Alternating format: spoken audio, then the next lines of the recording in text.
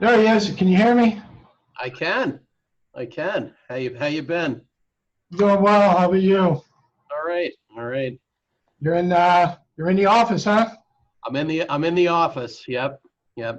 The with Zoom meetings, I try and get into the office as opposed from home just because for some reason my laptop the mic's not working on it.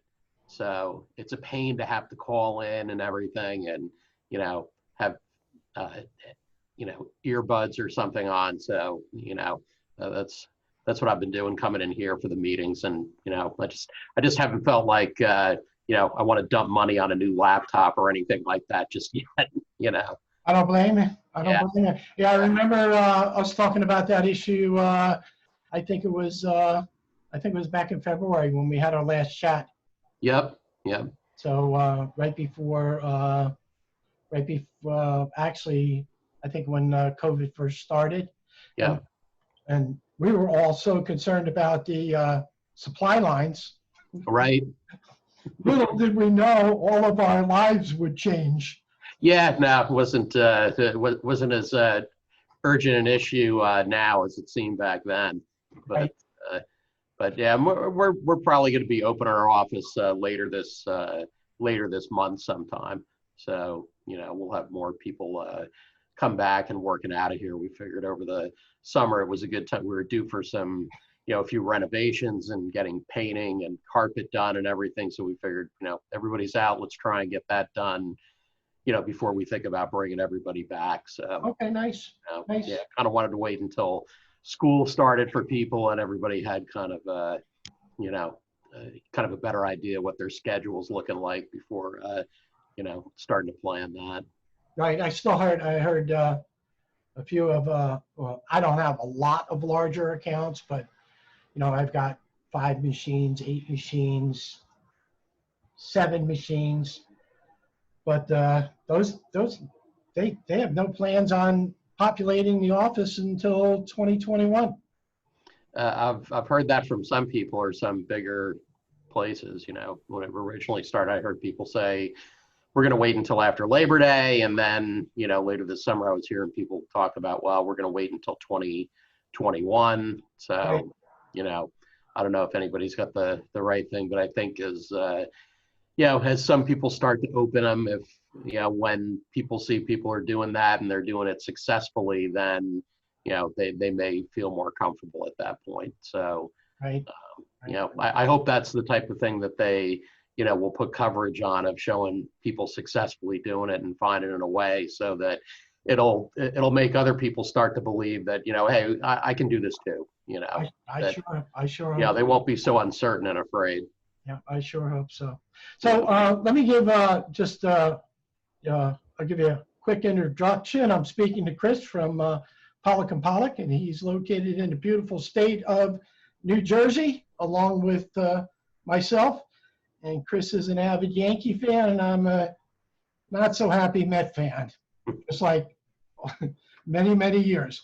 But Chris, you had a couple of questions for me.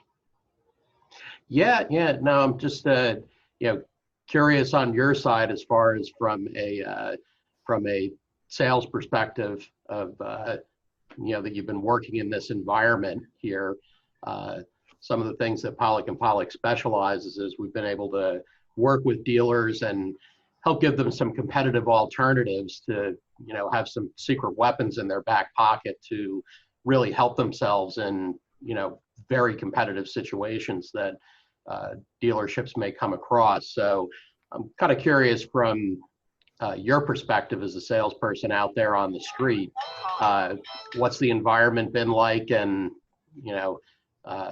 if you had alternatives that could help you be more competitive when you needed them, what type of impact would that have for you? Do you mean alternatives like in a uh, like a uh, like a supplemental cost per page plan?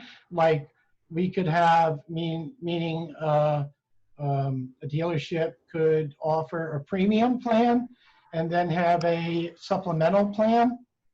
is Yes, our products would be able to help reduce your cost per copy. So whether you're using OEM products or a product like ours, it gives you an opportunity to have some choices for those dealers that are looking for a more economical a more economical package than maybe what a premium OEM package might be. Yeah, I think you know, offering choices to a customer, just like we offer choices in when we quote hardware. So sometimes when we quote hardware, we could quote 2 or 3 different models. Mm-hmm. Matter of fact, today I just got off the phone with somebody who I told them I know what model they should probably go with, but I'm going to quote them 2 different models because it kind of could go with either one, but I like to give them choices instead of this is all we have. If I can give them choices, that may help them with making their decision a little bit easier. And if I wish I could have those choices in a cost per page. I mean, I wish I could offer we have 2 different types of plans for you. Both are all inclusive. Both are all and cover everything for you. However, we have our premium plan and we have our maybe our COVID-19 promo, or maybe just our economic promo, or maybe even our new business promo. Mm-hmm. Yeah, I think whenever it comes to offering, customers choices, it's also real important as far as how they use the product. And, I think in those type of areas too, your experience being in the market for quite a long time would give you a great idea of, if they're very heavy usage, they may need more of a premium plan. If they're lower usage, you could probably put together a more economical plan that would fit their needs just as well. Right. I think it would be I think it's a fantastic idea, especially for net new business. And like you said, some of your higher volume accounts that are still doing a lot of pages, it's a good fallback to have, especially if there's a competitor knocking on the door. Mm-hmm. Well, I think you could probably attest to this because where we are in New Jersey, in this area of New Jersey, it's a extremely competitive market, right sandwiched in between New York and Philadelphia as well. And, during recessionary times like these, many companies are looking for, how they can keep a tight rein on their expenses. And in recessionary times like these with dealers, we help save companies in times like these by helping them boost their profits. Right. So they could actually offer the economic package to the client, which the client would be happy with because they save money. And then probably I would think in most cases, the dealer can still maintain their margins. Sure. And I'm sure you've come across an instance where you've been working with a customer where you may have had some of these options and they may come back to you along the lines of, this is really about the budget that I can afford on a monthly basis.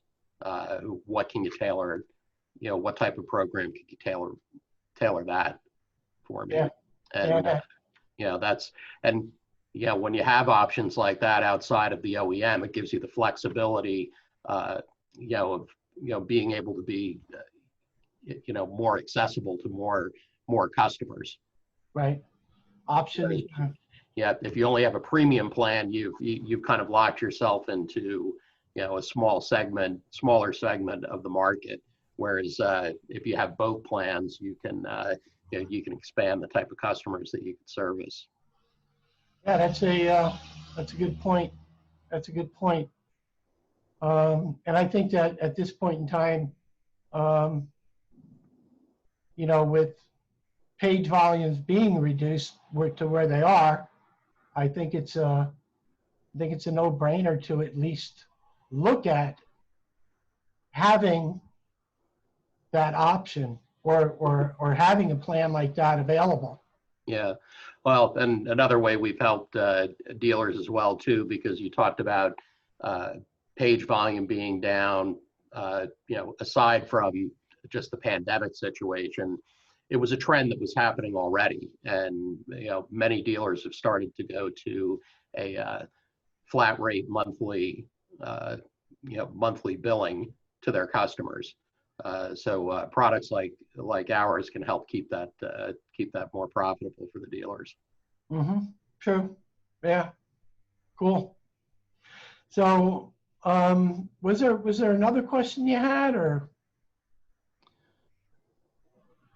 No, I think that was probably about it. But I would encourage if dealers want to find out more about how Pollock and Pollock could help them, schedule some time to visit with us. Usually we can do Zoom calls or phone calls in 15 minutes.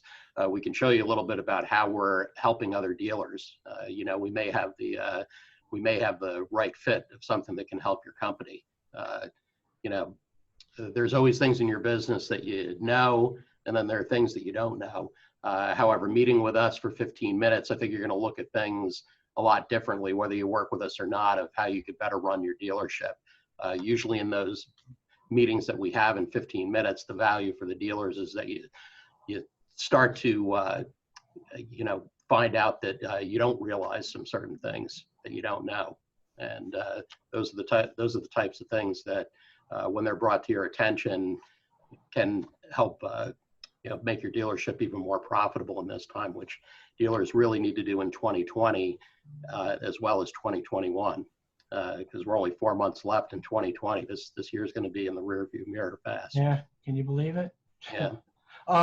And Pollock and Pollock has been doing this for, I know I was using you guys in 1986 when I had my own dealership. Yeah, well, we've been in business for 46 years. So wow. We've we've been at this for a long time. However, 46 years too, the dealerships and how we've helped them, that's changed dramatically. I mean, we're always, our bottom line has always been to help make them more profitable and be more competitive in the marketplace. However, the ways of how we were able to do that, that's changed dramatically. How things are today versus they were back in 1974. 1974. Long time ago. Long time. All right. Well, Chris, yeah, again, just going back, I think it'd be great to have for dealers to offer more than one service and supply offering to their clients. It'd be nice if I was able to offer that. Who knows? Maybe soon we might. But definitely good to know that that's available to people to dealers in the industry. Yep. And, it does take a lot of work. That's not as easy as buying something and throwing it out there. There are things that you have to work at to plan to do it successfully. However, when you choose a company like Pollock and Pollock, our expertise is where our business intersects your business, and we'll show you how to do that successfully. We're not going to throw you out of the boat without a life preserver. All right, so you can take them through that entire process about how to set up that secondary plan. Yep. If you're not sure how to do it, we can show you the way how. And even if you think you have a handle on how you'd want to do it here, we like to hear from you what your plans are. So we make sure that we think that you're on the right track, or maybe just bring attention to a couple of things that you may want to be aware of as well. Mm-hmm. It's nice fallback plan, right? Mm-hmm. Yep. All right, so I don't mean to cut it short, but I gotta go sell some machines so we can sell some toner. I know you got work to do, and we've got work to do as well too. So there's still Yeah. still a few hours left in the day here. Oh, by the way, how are you Yankees doing? Well, they won last night, so I'm happy about that. But you know, every game's important because the season's only 60 games, so you know, every game is 3 times as important. How do you like the 7-inning doubleheaders? That I like. That I like because I would you know, if I was able to attend games, I would go to both games, attend more doubleheaders. You know, like we said, going back when it was 1974, they actually used to schedule doubleheaders. They don't do that anymore. Right. And Unless how it's about the runner on second base in a tie game? that I'm not a big fan of. Right. But I understand what they have to do because this is just a shortened time frame and they've got to end on a certain time. But you know, I certainly wouldn't want to see that in the playoffs or moving forward in the full season. You know, if you're going to have a runner on second starting the game, starting the extra inning, I feel you got to earn it for them to get on. Yeah. And how many innings can that go on for? You know, I'm not sure of the exact rules of how long they can go. I mean, I guess it can go on for as long as it goes on. They got to play until they win because they're not taking ties in this season. Interesting. As far as I know. Interesting. All right, Chris, I'm going to go. Thanks for the chat. I appreciate All right. it. And hopefully we'll get to see each other soon. Yeah. Shortly. I hope so. All right. It'll be great to see you again live and in person. Absolutely. All right, Chris. All right. Thank you.